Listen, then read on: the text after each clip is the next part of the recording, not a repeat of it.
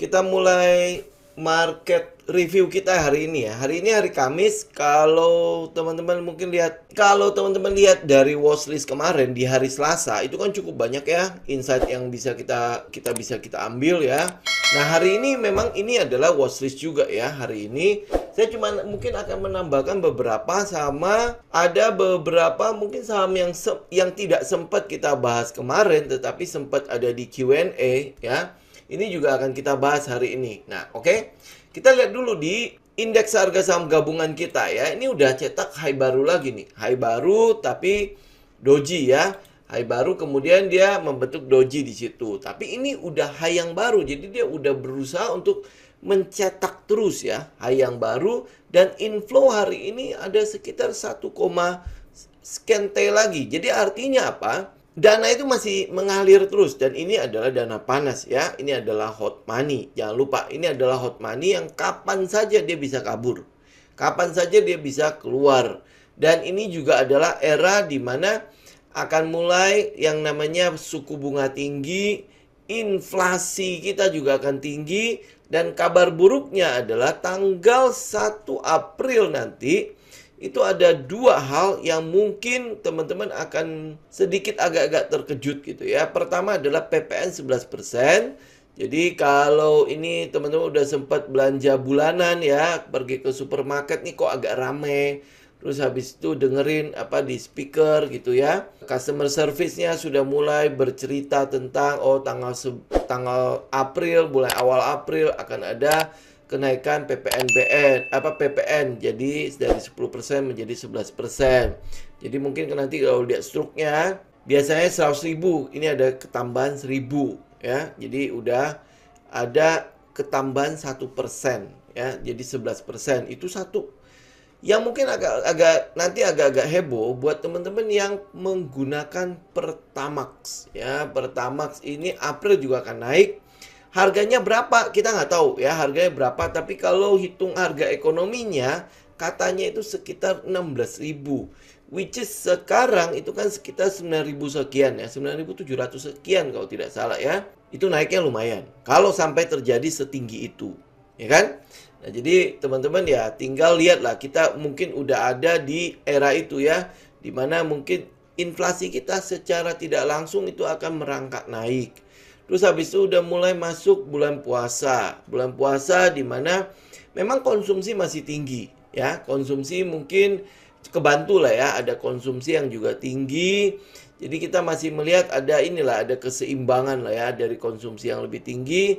Ya, kita melihat bahwa PPN yang 11% juga memberikan pemasukan kepada pemerintah masih agak tinggi. Kemudian masih ada booming komoditas yang masih membantu neraca perdagangan kita. Tapi ini cepat atau lambat ini akan mulai akan kembali ke normal. Dimana kalau normal berarti neraca perdagangan kita akan kembali defisit. Dimana import kita kan udah mulai nanjak juga kan, import kita kan.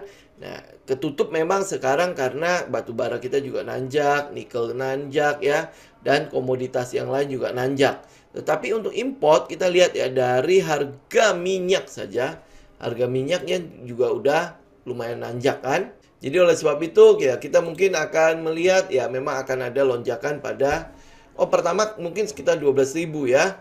Dari 9.000 ya, masih puji Tuhan lah ya, masih ada sedikit penurunan. Jadi nggak benar-benar nilai ekonominya yang dijalankan. Berarti ini dengan kata lain ya, pemerintah masih subsidi Pertamax. Karena nilai ekonominya katanya itu sekitar 16.000. Kalau 12.000 berarti masih ada subsidi 4.000. Pertalite nggak naik. Pertalite itu kan sebenarnya gantinya premium kan. Ini mungkin akan kita lihat kali ke depannya. Habis itu mungkin saya udah pernah share ya T10Y, 2Y. Ini juga teman-teman juga udah lihat ya. Waktu saya bahas T yang grafik ini, dia masih ada di 0,16 di area sini. Ya sekarang ya, ini berarti udah berapa minggu ya? 2 minggu mungkin ya kita membahas ini ya. Dia sudah ada di 0,04. Dan The Fed juga melihat ini. Ya ini kan sebuah sinyal kemungkinan besar akan ada resesi. Ini kemungkinan loh ya. Tapi kalau misalnya dicegah ya kita nggak tahu ya. Tapi ini sebuah sinyal saja bahwa kecenderungan yang ada kalau dia di bawah 0 Ya, ini nanti berapa lama kemudian akan ada resesi. Moga-moga tidak terlalu berat-berat banget. Kita mampu untuk mengatasinya. Karena dari makroekonomi kita cukup bagus. Untuk rupiah sendiri, kita masih terkuat di kawasan ini. Di kawasan Asia dan Asia Tenggara ya, kita masih cukup kuat di situ. Ya, moga-moga ekspor kita dengan itu ya, dengan komoditas kita itu masih terus bisa memperkuat yang namanya makroekonomi kita. Oke? Ya udah, saya nggak mungkin akan bahas itu banyak, nanti kita bahas di hari Sabtu ya. Nah, ini teman-teman juga bisa lihat ya bahwa kemungkinan memang ada ancaman di sana ya. Jadi teman-teman pastikan memanfaatkan kesempatan ini. Mumpung masih inflow, ya ini mungkin juga udah saya katakan berkali-kali ya. Selama masih inflow terjadi, kita ikut. Ya, selama inflow terjadi kita ikut. Nah, ikut yang mana? Teman-teman bisa lihat di hari Selasa atau di hari Sabtu kemarin itu sudah sangat jelas ya, kita ikut di sektor-sektor yang mana. Kalau sektor yang udah terlalu tinggi, ya memang was-was kita agak was-was ya buat kita ikutnya. Tapi kalau misalnya sektor yang masih di bawah dan teknikalnya benar masuk ke dalam setup kita, ya ayo kita ikut ya. Nah, beberapa yang mungkin akan saya bahas di sini ya. Kemarin mungkin kita udah bahas soal MTEK yang waktu itu masih di bawah sini dan dia udah break ya ini ya. Dia masih di bawah sini ya, dia udah break dari trendline itu, dari pattern ini ya, dia udah break. Ya, ini udah break. Nah, kita tinggal lihat ini ya. Terakhir itu adalah di 2470. Jadi kalau ini bisa break ya, break dengan volume yang lumayan tinggi ya. Ini kan volume masih kecil-kecil nih. Betul ya? Dia kenaikannya masih dengan volume kecil nih. Volume yang naik sini nih. Itu kan hampir boleh volume kecil kan? Jadi ya teman-teman masih bisa waspadain ya. 2470 kita harapkan di sini udah muncul volume baru. Ya, volume yang besar ya pada saat dia break. Kalau tidak, ya kemungkinan besar dia akan ada pullback. Karena ini nggak ada volumenya nih pada saat dia jalan nih. Jadi teman-teman perhatikan ya, MTEK ya, walaupun betul dia jalan. Dari ini dia breakout. Kemarin kan kita masih agak ragu-ragu kan dengan ini kan. Ya, ada peluang sebenarnya dia akan turun. Nah, ini buktinya dia jalan. Nah, buktinya dia jalan tetapi tidak menunjukkan harmoni antara harga dan volumenya. Itu tidak ada harmoninya. Jadi kalau bawah itu sebagai dead cat bounce ya, ini nggak tahu nih apa yang sedang loncat di sini. Jadi ya teman-teman masih perlu berhati-hati di sini. Dan ini plafonnya ya 2475 yang kita harapkan dari MTEK buat teman-teman yang sudah punya ya. Yang kita harapkan dari MTEK adalah munculnya volume. Ya, munculnya volume. Volumenya itu harus nongol karena volume yang kecil-kecil begini indikasinya apa? Belum ada big player di situ, belum ada big money di situ. Ya bisa jadi dia jalan tapi didorong oleh siapa? Ya jangan-jangan itu cuma small player. Buat teman-teman yang sudah punya barang, trailing stop. Ini untuk MTEK ya. Ini saya hanya mengingatkan saja ke teman-teman, memang dia break ya, memang dia break tapi tidak menunjukkan harmoni antara harga sama volume ya. Yang kemarin yang tidak sempat kita bahas itu adalah Mayora. Tapi saya udah sempat posting ya di grup Telegram, teman-teman pada saat dia di sini ya pada saat di sini kebetulan dia muncul SOS bar ya, kita mulai buy. Nah, ini udah ada plafonnya nih. Ini ada plafonnya sedikit. Kita nggak tahu dia akan tembus apa enggak ya. Tapi kita coba lihat nanti besok ya, pada saat besok hari Jumat lagi kan. Kita nggak tahu apakah dia akan retest ke sini terus nanti akan ada pullback dulu atau mungkin dia best daerah sini baru break. Ya, ini teman-teman yang sudah punya Mayora, sudah pegang Mayora, ya teman-teman tinggal hold saja ya, tinggal hold.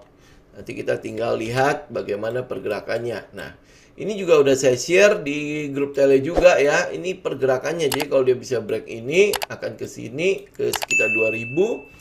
Di sini dia akan tes di sekitar 2200. Kemudian kalau ini break, ini masih ada 2450 dan seterusnya. Teman-teman bisa lihat di grup tele lah. Saya udah bagi ininya. Oke, ini Mayora. Kemudian ada IPCC yang tidak sempat kita bahas, cuman kita ambil di pertanyaan ya, di Q&A ya. Waktu itu ada Pak Sidik kalau nggak salah ya yang nanya ya, IPCC dan IPCM. Ini kebetulan udah break ya, betul ya Pak Sidik ya. Nah, IPCC, IPCM ini kebetulan dia break ya, break volume gede. Ini sebenarnya candlenya cukup lumayan sih ya. Dia masih memberikan satu shadow di situ dan hari ini kebetulan dia break ya. Nah, kita mau lihat pada besok dia stay di atas ini di 540, dia stay ya. Dia stay, kalau enggak ya paling dia akan pullback. Nah, habis pullback apakah dia tetap stay di atas 540? Ya kalau iya kita ambil, kalau enggak ya berarti teman-teman masih bisa lihat IPCM aja. Ya ini masih saudaraan kan. Nah, IPCM itu masih di area sekitar 314, 316, itu masih di area-area yang kita masih bisa collect untuk kita ambil breakoutnya. Ya, ini tinggal kita tungguin apakah besok itu dia bisa break nggak. Ya bisa jalan terus nggak. Ya kalau dia bisa jalan terus, ambil keputusan. Ya walaupun dia memang besok itu kenanya hari Jumat ya, pullback ya. Ini masih, kalau dia sampai masih base di sini ya, base daerah sini, itu masih bisa lah. Kita masih bisa toleransi untuk kita ambil. Yang penting dia base ya, base di sekitar 314. Jadi di bawah situ ya kayak orang istirahat, ngumpulin tenaga, habis itu mulai jebret. Kemudian ada satunya lagi adalah hoki. Hoki ya. Nah, ini hoki kita masih tunggu dia breakout. Ya ini juga sebenarnya di sini ya buat teman-teman yang agresif itu sebenarnya udah bisa kita tungguin SOS bar yang muncul ya. Terus habis itu ada volumenya juga gede muncul di situ. Itu sebenarnya udah bisa kita jadikan sinyal untuk kita buy duluan. Ini untuk agresif. Yang konservatif ya tunggu dia breakout. Ya breakout trendline. Kemudian ada ini JSMR. Teman-teman tahu lah ya, hari ini kan kenaikan tol di tol Jawa ya. Tol Jawa udah mulai naik ya. Jadi ini masih bisa teman-teman perhatikan. Yang udah punya barang ya tinggal hold aja. Ya, tapi ini teman-teman udah bisa perhatikan kembali kalau seandainya dia nanti nongol SOS bar breakout gitu ya. Nah, ini adalah tanda buat teman-teman udah bisa ikut. Mungkin juga akan ada manuver. Ya, mungkin akan ada manuver dia pullback ke sini kemudian baru naik. Jadi waspadain aja. Manuvernya biasanya akan disertai dengan volume kecil ya. Kalaupun volume gede itu volumenya pun ya, kalau teman-teman mungkin nanti lihat di order book ya, itu juga tidak sampai menghasil apa ya, kayak mereka menahan gitu di sebuah tempat. Teman-teman lihat deh di order booknya, antrian tahanannya itu pasti ada di sebuah tempat itu agak gede. Nah, sisanya yang di atas itu biasanya kecil tuh. Ya, habis itu dia bikin manuver di situ, pek gitu. Ya, teman-teman lihat deh di order booknya, kan pasti tahu lah ya bagaimana teman-teman ngambil melihat lah pasar kalau dia sedang manuver kan, ada jagaannya di bawah, kemudian dari atas dia terjunin ke bawah, kemudian pas di jagaan itu dia berhenti, terus habis itu menjelang sore mereka mulai naik lagi ya, kayak bisa kayak gitu ya. Ini JSMR ya, teman-teman jadi perhatikan. Terus habis itu ada namanya S Hardware, ini juga teman-teman udah bisa perhatikan ya S ya, ini kan selama dia masih bertahan di sini nih. Ya di atas berapa ini 950. Nah ini ya.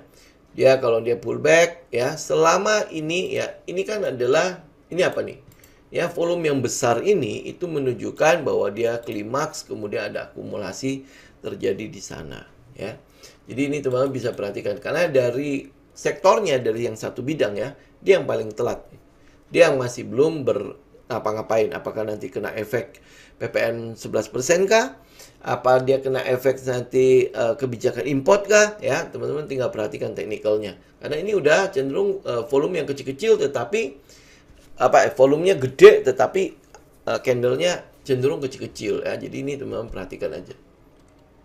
Kemudian Friends, ya Friends. Hari ini sama, saya juga nunggunya di sekitar 775 ya, ini saya tungguin. Jadi ini masih bisa teman-teman coba lihat kita besok ya. Kalau udah nungguin di bawah, biasanya kita doanya apa? Besok koreksi dong gitu kan. Ya moga-moga besok ada koreksi di sini.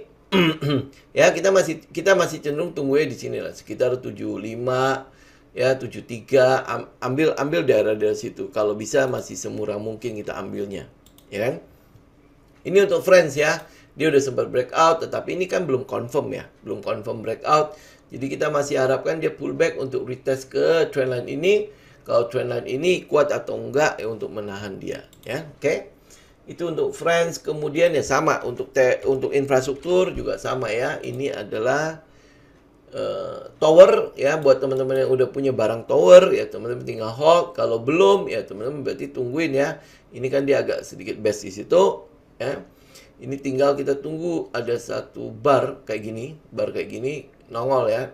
Kalau bisa break dari 1100 ya, break dari 1100 ini udah tinggal kita hold aja. Tapi saya ingatin sekali lagi ya, TWR ini bukan tipe saham yang bergerak terus gitu ya, langsung jebret gitu, enggak. Ya, ini lelet.